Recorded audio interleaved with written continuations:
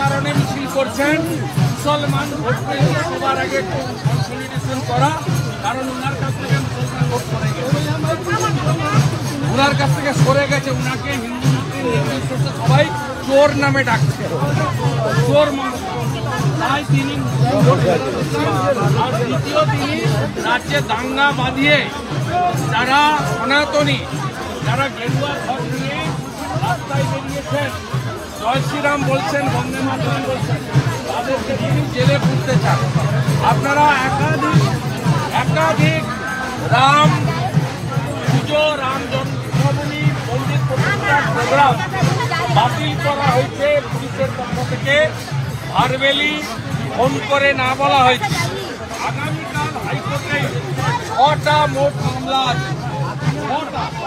আমি আপনাকে বলছি, শত শত হাজারে হাজারে জায়গায় এই পবিত্র ঐতিহাসিক আনন্দের দিন পালনে বাধা সৃষ্টি করছে তৃণমূল কংগ্রেসের কাউন্সিলর, পঞ্চায়েত এবং পুলিশ স্টেশন।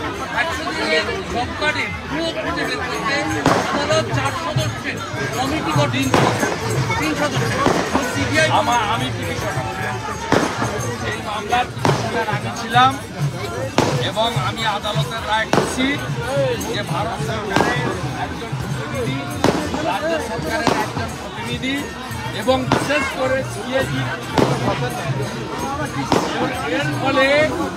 এর ফলে বাজার গরম করার যে কাজ গত কয়েক মাস ধরে পিসিআর ভাইপো করছিল, সেই বাজার গরম আর হলো না। এবারে তো দুধ আর জল আলাদা হয়ে গেল। কত ভেজাল মিশিয়েছেন এটা আপনার অফিসারের সামনে ক্যাগ বের করে দেবে। আমরা এটাই চেয়েছিলাম এবং ক্যাগ এত দুর্নীতি বের করবে যেটার ভবিষ্যৎ হচ্ছে সিবিআই। আদালতে তারা জানিয়েছেন ইনিশিয়ালি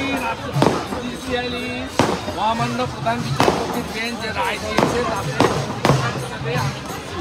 কারণ তিনি আগে বের করতে চেয়েছেন মানে চুরিটাকে ধরতে বলছেন, আর এই চুরি টেকনিক্যালি ধরতে পারবে কেন্দ্রীয় সরকারের পঞ্চায়েত ও গ্রামোন্নয়ন দপ্তর, ক্যাগ এবং তিনি নিরপেক্ষতা জুডিশিয়ারি সকলে তিনি রাজ্য সরকারের